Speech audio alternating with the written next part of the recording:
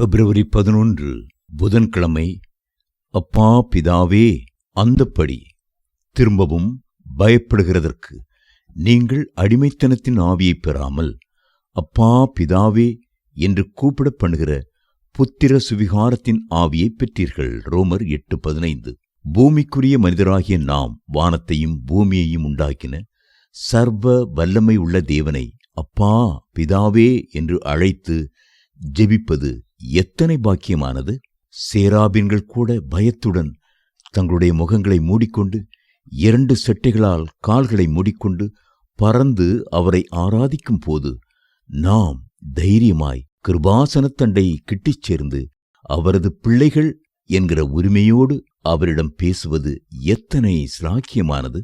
இயேசு கிறிஸ்து சீஷர்களை விட்டு பிரிந்து பிதாவினுடைய வலது பார்சத்தில் வீற்றிருந்த போது அந்த பிரிவினை வேதனையை அகற்றுவதற்காக பரிசுத்த ஆவியை அனுப்பி கொடுத்தார். பரிசுத்த ஆவியின் மூலமாக தேவனை அப்பா பிதாவே என்று அழைக்கக்கூடிய புத்திர சுவிகார ஆவியை நாம் பெற்றோம். இனி நம்முடைய ஜெபங்களை தேவதூதர்கள் யாக்கோபின் ஏணி வழியாக பரலோகத்திற்கு கொண்டு செல்ல தேவையில்லை.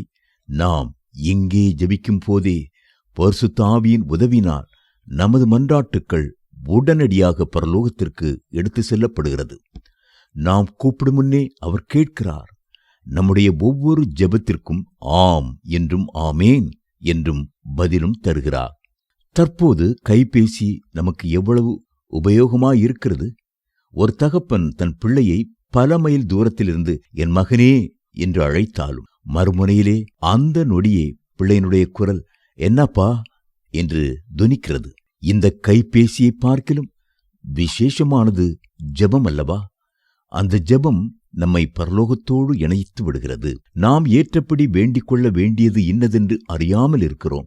இருந்தாலும் கூட வாக்கு கடங்காத பெருமூச்சுகளோடு நமக்காக தேவனுடைய வலது பாசத்தில் பரிந்து பேசுகிற கிறிஸ்துவோடு நமது ஜெபம் நம்மை இணைத்து விடுகிறது.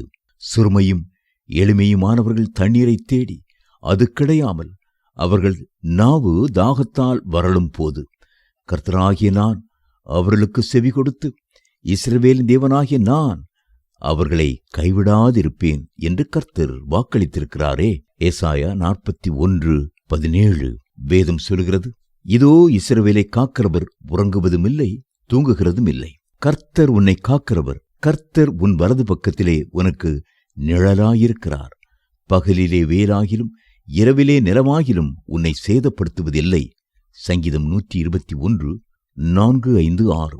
தேவ பிள்ளைகளே, இரவும் பகலும் எப்பொழுது வேண்டுமானாலும் நீங்கள் ஆண்டவரை நோக்கி கூப்பிடலாம். இஸ்ரவேலை காக்கிறவர் உறங்குகிறதும் இல்லை தூங்குகிறதும் இல்லை.